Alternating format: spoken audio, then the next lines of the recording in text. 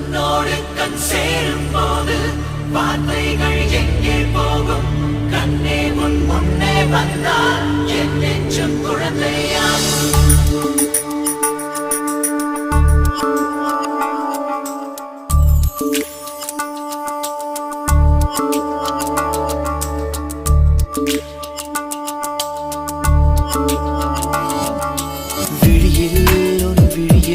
வந்து வீழ்ந்தேன் அந்த நொடியில் என் எதிர்காலம் நீதான் என்று உயிர் சொன்ன